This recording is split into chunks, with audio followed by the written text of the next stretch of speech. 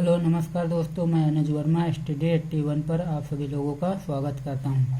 कल हमने सीखा था असर्टिव सेंटेंस का इनडायरेक्ट किस प्रकार बदलेंगे। आज हम जानेंगे इंट्रोगेटिव सेंटेंस को इनडायरेक्ट में किस प्रकार चेंज किया जाता है। पहला इसमें क्या दिया गया है, रिपोर्टिंग वर्ब से या say to, says, says to, said या सेड टू को सेंटेंस के अर्थ के अनुसार ask, demand, inquiry, want to know, asks, demands, inquires, wants to know, asked, demanded, inquires, inquired, wanted to know में बदल देते हैं। फिर इन्वर्टेड कामा को हटाकर इफ या विदर का प्रयोग करते हैं। जो इन्वर्टेड कामा होता है उसको हटा देंगे, उसके स्थान पर हम इफ या फिर विदर का प्रयोग करते हैं। लेकिन जो WH टाइप वाले क्वेश्चन वर्ड होते हैं उसमें जो वो क्वेश्चन वर्ड होता है वही हमारा कंजक्शन बन जाता है, उसमें कोई हमको चेंजिंग नहीं करनी पड़ती, उसमें हम अलग से कुछ नहीं लगाते हैं। तीसरा इंट्रोगेटिव सेंटेंस अर्थात HV helping verb plus subject plus verb plus object plus question mark का चिन्ह को असर्टिव सेंटेंस अर्थात subject helping verb plus object या सब्जेक्ट वर्ब ऑब्जेक्ट में बदलकर लिखते हैं। जैसे नोट दिया गया है, इंक्वायरी के साथ ऑफ को जरूर लगाएं। अगर इंक्वायरी लगा रहे हैं तो उसके साथ में आप ऑफ का जरूर उपयोग करें, नहीं तो वो गलत माना जाएगा। अब जैसे एग्जांपल देखो, he said to me are you a student. जो रिपोर्टेड स्पीच का सेंटेंस इंट्रोगेटिव में होता है और अगर इनडायरेक्ट बनाते समय इसको हम असर्टिव सेंटेंस में बनाते हैं। ही आस्केड, जैसे देखो ही सेड टू मी को हमने सेड टू आया तो इसको आस्क्ड में चेंज कर दिया, ही आस्क्ड मी। फिर कंजक्शन हमने इफ या विदर लगा दिया, इफ या विदर इनमें से एक ही कंजक्शन लगाना, चाहे इफ लगाना चाहे फिर विदर लगाना। फिर इसको जो ये सेंटेंस है इसको हम अफर्मेटिव में बनाएंगे। अब ये ऊपर बना है इंट्रोगेटिव में, लेकिन नीचे जब इनडायरेक्ट बनाते समय इसको हमको अफर्मेटिव में बनाना है। तो आई वाज ए स्टूडेंट। फिर जैसे दूसरा देगा, आई से टू यू, तो do you love me. I say to you, do you love me.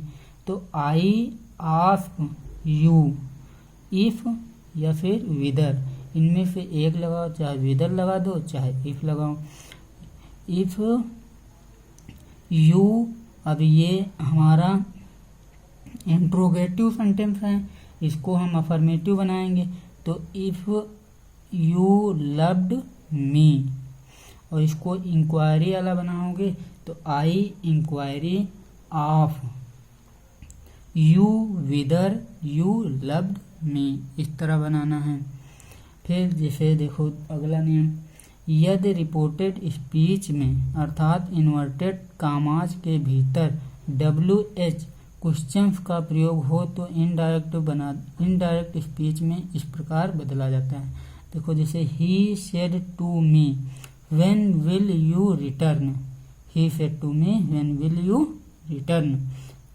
तो ही आस्केड मी, अब इसमें इफ या विदर का प्रयोग नहीं करना है, इसमें जो ये क्वेश्चन वर्ड दिया गया है यही हमारा कंजक्शन का कार्य करता है। तो व्हेन, फिर अब ये हमारा इंट्रोगेटिव सेंटेंस इसको अफर्मेटिव बनाना।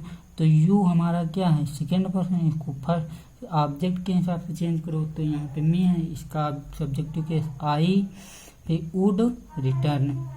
जैसे आई सेड व्हाट हैपेंड, ये पास्ट इंडेफिनिट है तो इसको पास्ट परफेक्ट में बनाना है। तो I asked what had happened, इस तरह बनाया जाता है। फिर I said to her, I said to her which class do you read in. अगर किसी इंट्रोगेटिव शब्द के साथ एडजेक्टिव दिया गया या नाउन दिया गया तो उसका प्रयोग वैसे ही एडजेक्टिव इंट्रोगेटिव शब्द के साथ किया जाता है। जैसे I said to her which class do you read in, तो I asked her which class, फिर अब इसको चेंज कर दो, यू का सी, फिर रिप्रेजेंट इंडेफिनिट है, पास्ट इंडेफिनिट, रीड का read, in, I asked her which class she read in, इस तरह चेंज किया जाता है। फिर आगे देखो, बस थोड़ा सा और टॉपिक है। फिर यदि रिपोर्टेड स्पीच में असर्टिव सेंटेंस प्लस ये कॉमा प्लस क्वेश्चन टैग का प्रयोग हो, अगर असर्टिव रिपोर्टेड स्पीच के असर्टिव सेंटेंस में अगर क्वेश्चन टैग का प्रयोग किया गया हो तो इनडायरेक्ट में बदलते समय क्वेश्चन टैग को छोड़ दिया जाता है। अगर रिपोर्टेड स्पीच में असर्टिव सेंटेंस के साथ क्वेश्चन टैग का प्रयोग किया गया हो तो इनडायरेक्ट स्पीच बनाते समय हम जो क्वेश्चन टैग होता है उसको हम छोड़ देते हैं। जैसे देखो, she said to me, she said to me you know me don't you, तो डोंट यू ये हमारा क्या है, क्वेश्चन टैग है, ये हमारा क्वेश्चन टैग है और इसको हमको छोड़ देना है इनडायरेक्ट बनाते समय। तो she asked me if I knew her, अब ये जो क्वेश्चन टैग है इसको हम छोड़ देंगे। फिर अगला, यदि किसी क्वेश्चन का आंसर यस और नो में दिया गया हो तो उसे इनडायरेक्ट स्पीच में इस प्रकार बदला जाता है। अगर किसी रिपोर्टेड स्पीच में उसका क्वेश्चन और आंसर दिया गया हो तो इनडायरेक्ट बनाते समय हम उसे इस प्रकार बदलेंगे। जैसे he said to me, he said to me did you write a letter, I said yes, he said to me did you write a letter, I said yes. तो इसको इनडायरेक्ट में बनाते समय किस प्रकार बनाएंगे, देखो, he asked me if I had written a letter, फिर I replied that I had, I replied that I had. अब देखो इसमें चेंज क्या क्या हुआ, जैसे आई सेड को इसमें कोई चेंजिंग नहीं, आई सेड को रिप्लाइड का मतलब जवाब देना, तो आई रिप्लाइड, फिर कंजक्शन दैट, फिर यस को हटा दिया गया, फिर जो यहाँ पे आई हैड लिखा गया है इसको उठा के यहाँ पे लिख दिया गया है दोनों को।